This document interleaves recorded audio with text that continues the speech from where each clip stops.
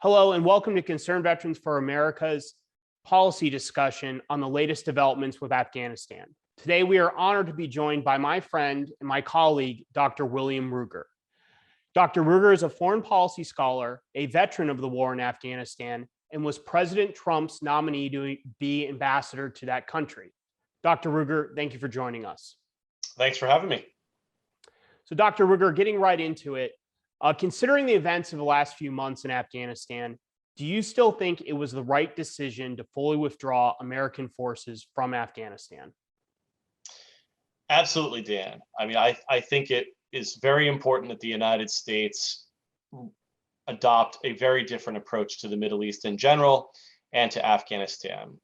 This was a war that has gone on, America's longest war, for 20 years, and we needed a new approach. And a part of the reason we needed a new approach is because we actually won the war that we needed to fight, but we were losing a war that we didn't need to and that had expanded beyond the original war aims. When we went to Afghanistan, we needed to do three things for our national interests, right? To make sure that we were safe here at home. We needed to punish the Taliban for its state support for Al-Qaeda. We needed to decimate Al-Qaeda in Afghanistan as a terrorist organization with the intent and capability to harm the United States. And we needed to kill or capture Osama bin Laden. We achieved all three of those goals. The problem is that we expanded our war aims well beyond not only what was necessary for our safety and prosperity, but beyond what we could actually achieve. Instead, we embarked on this idealistic crusade, if you will, that was not helpful and ultimately undermined our safety and led to, over 2,000 Americans being killed, tens of thousands wounded, and trillions of dollars spent on a government in Afghanistan that ultimately could not survive past when we left. Yeah, I think that's a very important point, and I actually kind of want to touch on that a bit in my next question. In hearings earlier this month, General Mark Milley, who is chairman of the Joint Chiefs of Staff, testified that he advised both President Biden and President Trump to keep several thousand troops in Afghanistan indefinitely. But then he later said in a hearing that even if we left those troops there, he didn't think that the ultimate outcome of the war would have been any different. And the Afghan government that we spent trillions of dollars building, in which we sacrificed thousands of lives for, would have still collapsed. What do you make of those remarks by General Milley? Yeah, I just think it shows you that our political class, both civilian and military leaders, didn't really know how to achieve strategic success when it came to those expanded war aims. It was simply that we could not remake Afghanistan in a way that would be consistent with those idealistic visions of the future. And so they really didn't understand how to achieve success, but they still wanted to keep our troops there. And one of the big problems is that clearly we couldn't have accomplished those broader goals, keeping only, say, 2,500 or 3,500 or even 7,000 troops there. And it would have been quite dangerous because, of course, one of the reasons why Americans were not killed from the time of the agreement with the Taliban in February of 2020 and then during the withdrawal, the reason why Americans were not killed during that time period by the Taliban is because we had that withdrawal agreement. And if the United States flaked on that, then the Taliban would have targeted Americans again, and we would have been in a position in which not only would the Taliban have had greater operational momentum, but we would have had fewer troops in the country. And so it would have left us with a choice of either withdrawing under fire, under far less positive circumstances as the withdrawal did happen under, and those weren't perfect, or surging and restarting a war that, as General Milley and others admitted, we didn't understand how we could achieve success. So if we had stuck with Trump's withdrawal, that was the right move. That's ultimately what President Biden did, and I applaud him for that. Or it would have had to have been Biden's war and a resurgence of a conflict. And so I think that ultimately President Trump and President Biden did the right thing, but they were ill-served by a Pentagon and a foreign policy establishment that largely wanted us to stay, but yet had no answers for the problems that country created or presented to us. Building off of that, do you have any faith that this foreign policy establishment, which failed multiple presidents, on Afghanistan. And those presidents are responsible for the decisions they made. But still, a lot of these individuals gave the presidents bad advice and they misled the public on what was actually going on in Afghanistan. Do you have any faith these individuals will be held accountable? Well, we ought to hold them accountable. And we ought to look not just at that window where there was such messiness in Kabul around the withdrawal, but to the whole 20 years of the war, in which, as you noted, leaders misled the American public. I highly recommend looking at Craig Whitlock's book, The Afghanistan Papers.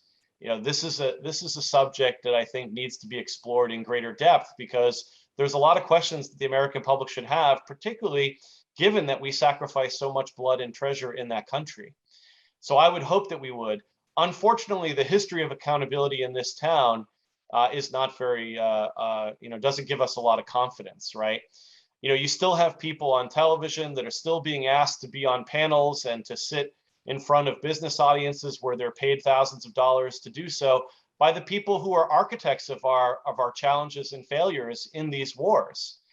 They simply don't have the answers. So why are we asking them for what we should do ahead? I think we need to look to a new set of people who have a different understanding of the best way to secure our interests and our prosperity, or not only in the Middle East, but around the globe.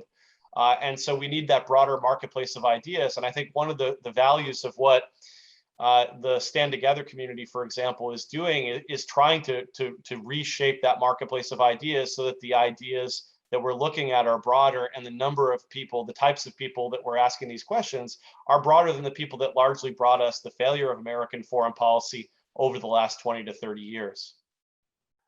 Dr. Ruger, you brought up earlier what America's interests are in the broader Middle East. More specifically, in regards to Afghanistan, what are the United States' interests in Afghanistan, and what should our approach to the country be going forward?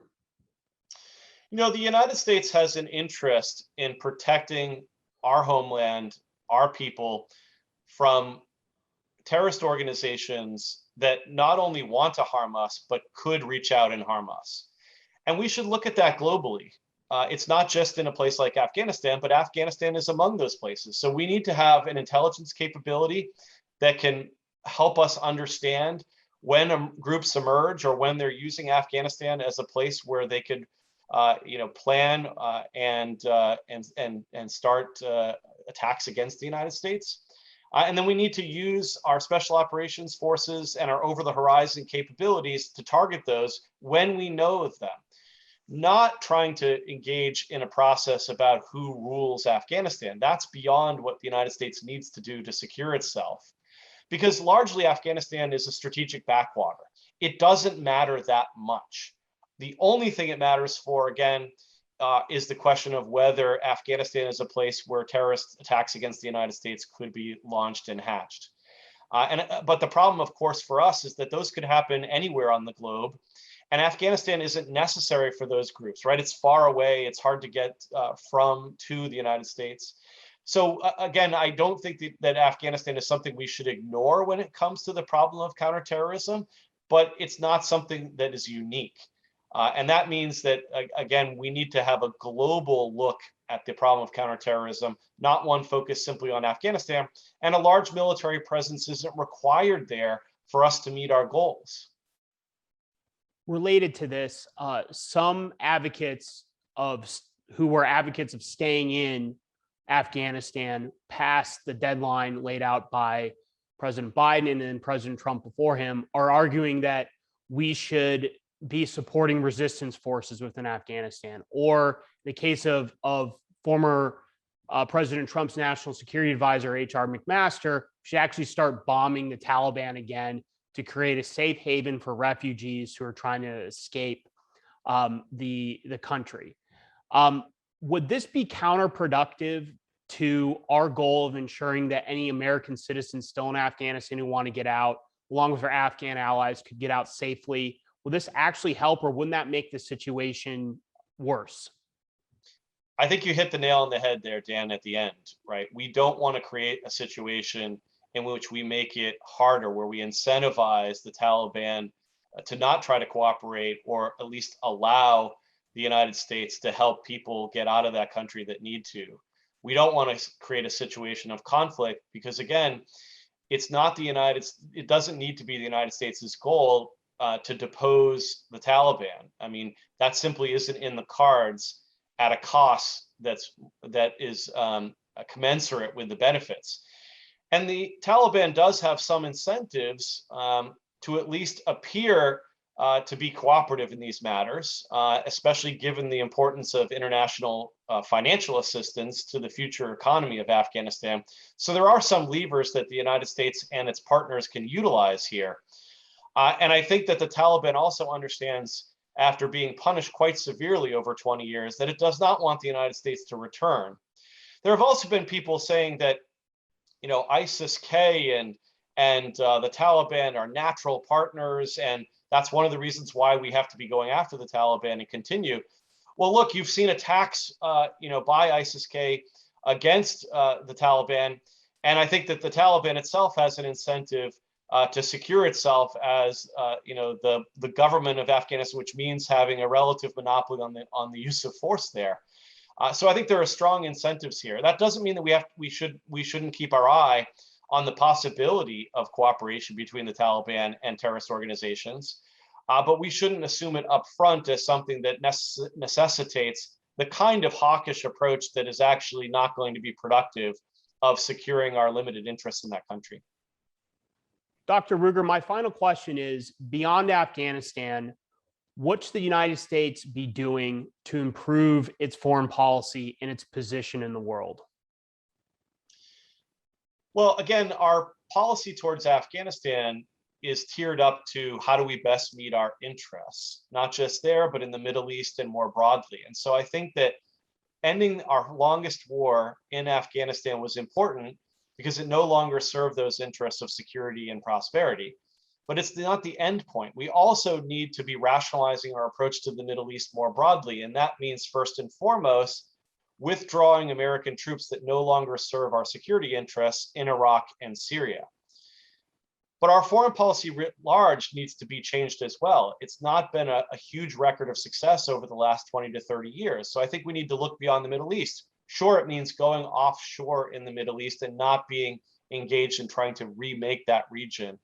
It also means promoting alliance burden sharing in Europe and trying to find ways to both compete and cooperate with Russia that meet our interests. So, for example, arms control and avoiding an escalatory spiral that could get us into a conflict with a nuclear power like Russia for things that don't necessarily matter to the United States.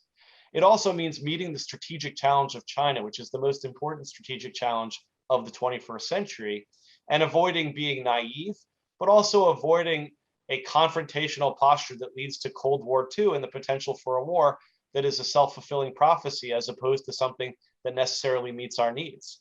So I think we need to rethink our foreign policy, have greater realism about the nature of the world and what we can achieve in it, and more restraint in how we use American military power, but also finding ways to engage in a productive fashion for our prosperity. So that's kind of what I would say about what next after Afghanistan.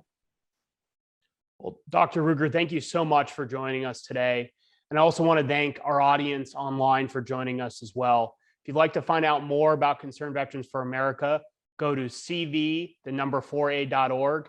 And most importantly, look at our Action Center and learn how you can help us end our endless wars abroad and ensure that the United States pursues a better foreign policy that prioritizes what keeps us safe and the conditions of our prosperity. Thank you again and have a nice day.